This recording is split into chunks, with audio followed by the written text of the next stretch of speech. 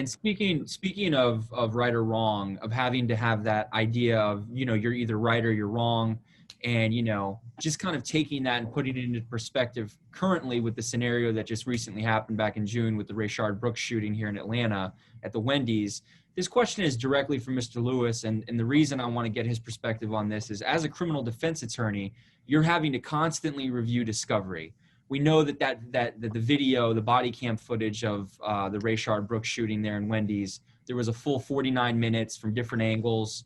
And when you, as a criminal defense attorney, are having to look at discovery, to prep a case for trial, kind of break it down for us about what it is that you look for and what kind of things do you try to see, whether it be interactions, whether it be, specific things that might catch your eye, red flags, when you're trying to either, prep for trial, and what kind of things do you look at specifically for this case where you did have an officer involved shooting, and, what was going through your mind as a defense attorney if you, for example, were to put yourself in the position where you were having to defend the police officer, and vice versa?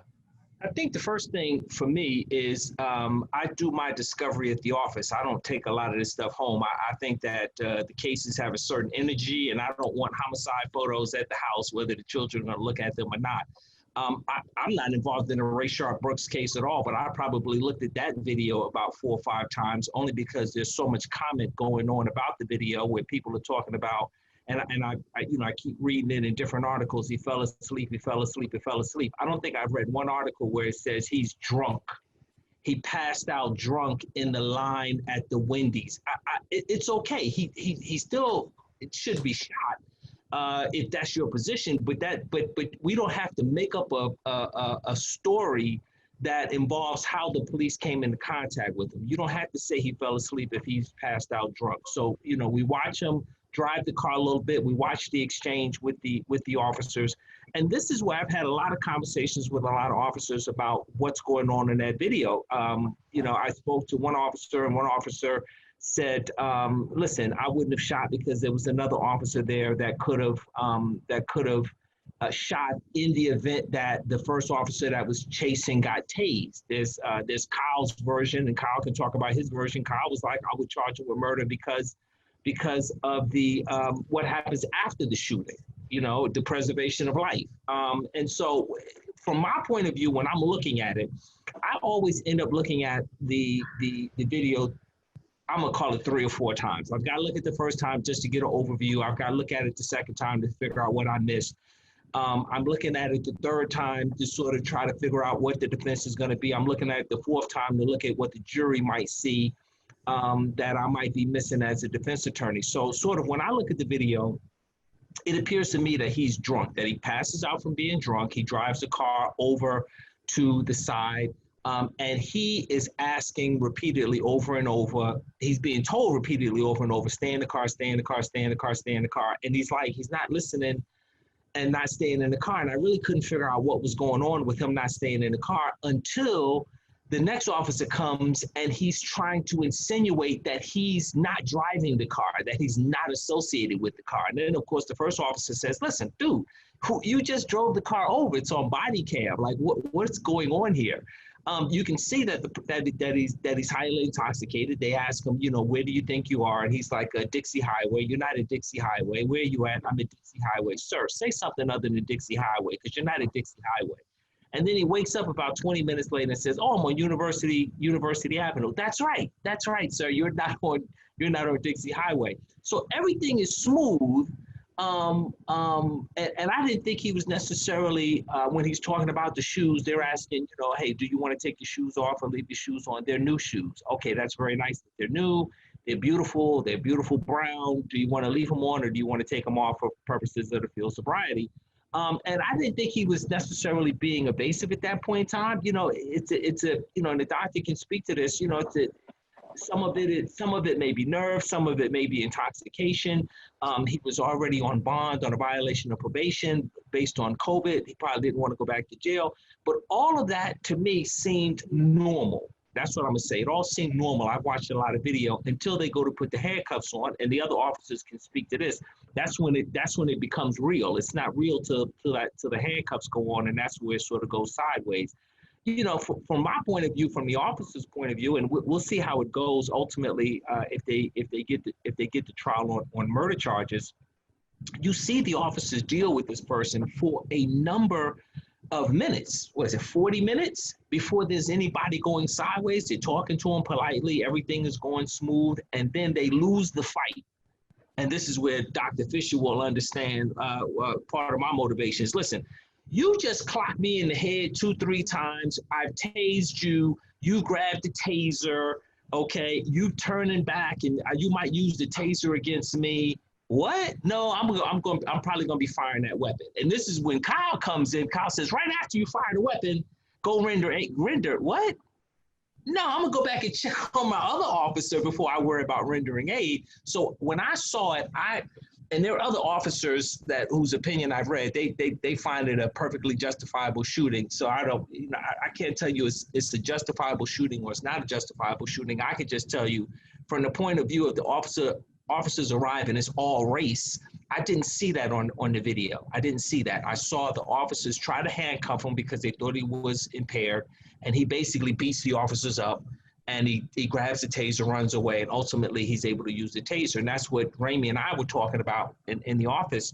How far does that taser run? Because that's a real issue. If that person's running away, and I know the taser only goes 21 feet, there's no reason for me to discharge the weapon if he's 23 feet away and he's running away. All I have to do is stop. Yeah, he's not going to run but so far. So there's no reason for me to use deadly force there. But if he's within the range of the taser, if I'm at 10 feet and he's got his back to me, I'm probably going to be okay discharging that weapon. And that's how I would come at it with the jury. He's within the area of the effectiveness of the taser. If he's tased, he's going to be immobilized, and then the officer may end up losing his gun, and everything may really go sideways from there. Okay, thank you, gentlemen. At this point, we're going to take a break from the discussion and take some questions from the participants. The first question I have here is from Ms. Joy, and I think this was regarding something that was said earlier. She says, what needs to happen to train police that when they're approaching an individual, they can somehow be able to assess a mental health issue as different from a crime, and well, I'm not sure I understand her second part, the second part of her question. It says, does he always need to be a police officer? But I think the main thing is what needs to happen for police to be trained such that they're able to distinguish between someone that has a mental health issue and somebody who is actually committing or has committed a crime. Anyone can answer that question, please. That's out of my range. I want you to answer. Yeah, I like to try to answer the question for you. Being that now, since I'm retired law enforcement, I do a lot of work with behavioral health and drug and alcohol treatment centers, and I work with Clarkston Police Department and several other police departments in after the Anthony Hill shooting to try to bring about more awareness in officers recognizes individuals in behavioral health stress opposed to a normal individual that's just acting out. One of the things that the training needs to entail right now in the academy, they may receive somewhere in the area of about 16-hour course, at some places an 8-hour course on mental illness, and the course needs to be longer, and it needs to be include like evaluations for when the initial approach on an individual with mental illness. When you ask them the first question or you see their behavior, you can pretty much tell for me that something is going on with that individual, and that coordination dictates how I would handle them and how I treat them. In the Anthony Hill case, I've dealt with a female that was naked during the course of the time of my career running down Wesley Chapel, and when the call dispatched and I was able to spot the female, I told radio to start EMS, and my sergeant came over the air and wanted to know why I wanted to start EMS. Then I had to tell him because I'm gonna wait for them to get here, because when they get here, I'm gonna put a bed sheet on her or confront her when we got a bed sheet. And my plan was to wrap her up in a bed sheet and then move from there. Just from her actions, I could tell that she was mental. And this was somewhere back in 1998. And it just surfaced again in my mind with the, with the Anthony Hill case. With the Anthony Hill case, if you're not familiar, he is the veteran that suffered from post-stress traumatic syndrome, and he was having an allergic reaction to his medication, which caused him to unclothe himself and run around his apartment complex. And when the officer got there, only thing he seen was Anthony Hill running towards him, and he pulled out his firearm and shot him twice and killed him. That opened my eyes up to the more importance of, law enforcement being. Some agency has what they call a 1310 or more. It's a special unit, but all officers need more training, in the area, because out here, the majority of the people that you're going to encounter, and that are in these jails, they all have issues tied to mental health. So, yeah, it's very important training that needs to be a high priority, to every director of every police academy training facility. Well, and I'll add to that when you get into training, then you get into competency. When you get into competency, and attorneys probably see, then you get into potentially that competency being used against you in a court of law that you should have known better. So it increases potential liabilities along that way. However, let's just look at somebody who's running down the street, like Kyle was talking about. You potentially have somebody who could be psychotic, could be on drugs, could be drunk, could be having a post-traumatic stress reaction, could be being attacked by bees.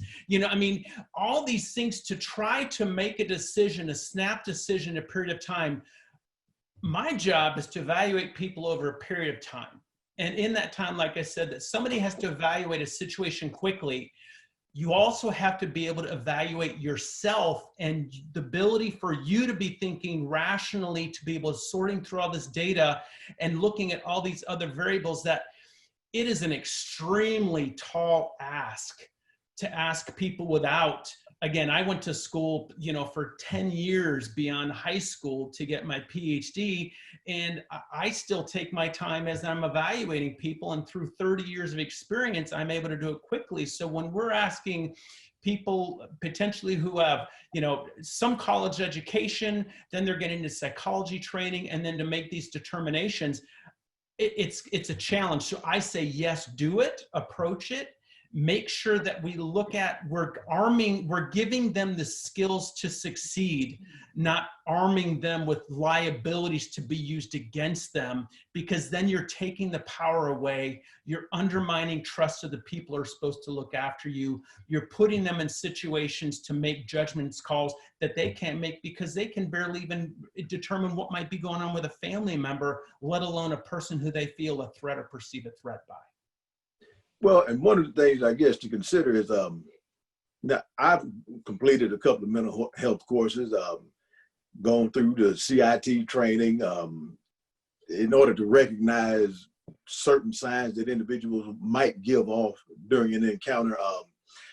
But it might help if the public, if you are going to call the police and somebody is acting out, then it would not hurt to say, I think this person may be going through some type of a psychotic episode, because if you report a crime, then generally any wise officer, when they approach a person anyway, has to have that bit of hesitation, that bit of cautiousness. And they're dealing with first in their mind, what type of crime has this person committed? Now we find out, oftentimes it's too late, that this individual was going through some type of a mental episode. So when you make that call, you make sure you say, I believe this has to do with the person's mental health right now. And one of the things I even found after going through the mental health courses, I did my bachelor's in social work some years ago, is I dealt with individuals, particularly working inside of the jail. People have episodes, they're acting out, and it doesn't matter how nice, how well, how easy you try to talk to this person. Mr. Lewis might walk in the room, and we have deputies who just had that thing. They could walk up and they could get the person to do anything that they needed them to do. So a lot of that just has to do with the personality, or what that person picks up that they like. And unfortunately, with all of you may lobby your state legislators at this point, whoever your governing bodies are, to say we need to open up more mental health facilities again, get those things back on, find the funding from somewhere to make it so we have an outlet for people. Because you give a person suffering a mental health issue, put him in jail, now you have a criminal history, and now you're going back and forth, and he's going to increase the likelihood of having to keep interacting with police officers. And you have some officers where you're just going to be frustrated with this individual. And I've heard it said many times, all that person needs is a good whipping to make them get in line. And that does not help. That doesn't fix anything. But when you can't talk to a person, you can't make it make sense to them up there, and you don't have the compassion in here to just deal with the person, you wind up with oftentimes an abusive situation having taken place. And so that's a difficult road to navigate, to say just training and that's it. Because as the doctor says, that he's been doing this for years, and it still takes him to complete a process before he can make an accurate assessment. So that's kind of difficult. And you understand that police officers are normally there to deal with the crisis at hand. And that's it. Not there to spend a half a day, because many times the officers who've been out there on the road in particular, from the time they come on their shift until the time it's over, a lot of times they're answering call after call after call. They don't get a chance to sit down and enjoy a nice meal, a nice quiet. It's moving. And if you're on a call too long, depending on what it is, you'll often hear supervisors come across the radio. What's the status on this? And they'll go to one of the talk around channels. What is going on there? Why can't you wrap this up? So it's not often that simple to just say, well, I'm properly trained in this now, come on and we're going to get you to a doctor and get you some medication. It doesn't work like that all the time. Thank you, Dr. Mr. Rodney. Does anyone have a contribution to that? I guess my question to Fisher is, and sometimes I see it over. I live in DeKalb County near Kyle, and I'm driving home from work. It's like 2 a.m, and the guy is out. I'm assuming it's in front of his parents' house because I always see him there. And it's 2 a.m, and he's shadow boxing, and I'm like, is there somebody like to watch him? I mean, obviously all the neighbors probably know that this is what he does at 2 a.m, but he clearly has a mental health problem. I determine as I pass him at 25 miles an hour, he has a mental health problem. Obviously, I don't necessarily know that you want to chip him like a dog, or you want to, do some other thing so that law enforcement will know. And I guess that's the question. I agree with Raymond. You shouldn't be housing mental health people in jail. House them in a mental health facility, but the jail is sort of the catch-all.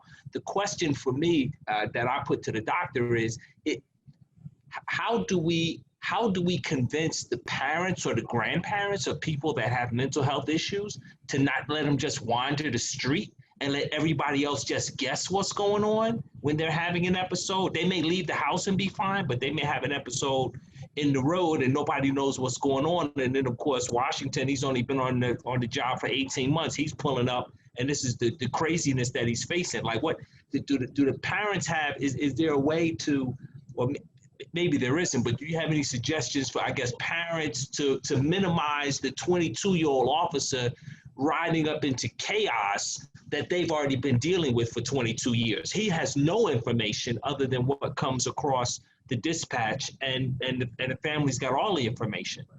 So quick example of using your demonstration of using your example. Let's say you have a 22-year-old who has an autistic spectrum disorder, and he's got severe reactions to any time he's constrained, held, controlled, and now his way to work out his sensory processing issues when he's under stress is movement. It's called proprioceptive feedback. That's his way to get at his movement. So now a police officer rolls up, sees him shadow boxing. The person isn't able to interact well because they have an autistic spectrum disorder, and then they react against the officer violently because they can't be constrained because of their sensory processing issues. That's a whole nother level of it's not psychotic, it's not trauma, so these are the things, like I said, why it's so difficult. So sometimes families are doing the best they can to work with a situation. What the best thing might be is that they contact the police around and they say, I have a son who's 22 and he's got these spectrum issues. I want him in my home because I can manage his behavior and he deserves to be home. Sometimes during the day or night, he might be out doing this to work off his issues. I had another parent years ago who I taught the son to go and walk off their stress. So the father and son moved to another area. They're not familiar with it. The kid's wanting to walk off the stress rather than blow up emotionally. The dad, who's afraid the son's going to get lost and or at risk for getting harmed, holds the kid down. The kid starts going ballistic and swinging at the dad because he's got his emotional reactions, which then causes a trauma and this huge emotional issues between the dad that is now only came out 5 years later. So these again are some of the really difficult situations that we're working with, and why community involvement is so important, why paying attention to mental health and having police work in concert with mental health practitioners, with community mental health, with DFACs, and having us work together as teams rather than silo everything. And that's my concern, is as we silo so many things, we want to protect the confidentiality of the individual. But if we build trust, then we'll have better teams. And if we have better teams, then we can, it takes a village, as that saying. I love that. And I believe that. So that's part of the issue of, I think, how we address the mental health issues. And just to take it a little further, every year I've gone to Haiti and I teach about community building over multiple days. And why I go there is because the model is that kids grow up perfectly imperfect. They are wonderful. They're unconditionally loving. They're slowly socialized into hierarchy. They're socialized into the dysfunctions of the culture. So by the time we become adults, in essence, we're kind of broken by culture and broken by the lessons that have been passed down to us by our parents and our culture. Then the teenagers are kind of being broken, and they're going to be the leaders of tomorrow.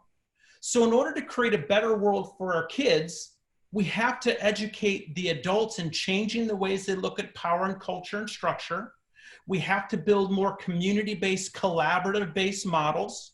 We have to often teach them how to build infrastructures in the community, not just for families and for kids to grow up in safe communities, but also for business. So I teach small business development. And what I found year after year after year of doing this is that starts to change so that there's less conflict. Kids are getting better educations because they're not so focused on the abuse issues within their family or the violence that has happened within their cultures. And you're able to help those people in those cultures to see that. Now, why don't I do that in the United States? Because I feel like we're suffering from a process I call collective arrogance. Arrogance is the downfall of every empire throughout history, and it is destroying our empire. An empire is an arrogant term to me. So we have to see how through our collective arrogance, our denial of our personal responsibility for the issues, our family responsibility for the issues, our community and national responsibility for our issues, we are creating and feeding this chaos. So pardon for me for getting on my soapbox, I'll get up, but that to me is a real kind of a larger issue picture of how we really address these issues. And then the police issue takes care of itself. Okay. Whoa, Dr. Fisher, I think you nailed it for me right there when you said collective arrogance, because I think that's the bedrock of a lot of issues that we have, and especially when it comes to police and community relationships. People who don't want to listen, people who want to become very defensive or just not cooperating. Instead of cooperating with an officer, you've just made up your mind you're going to give somebody a tough time. And the same thing happens on the other side. The officer comes to that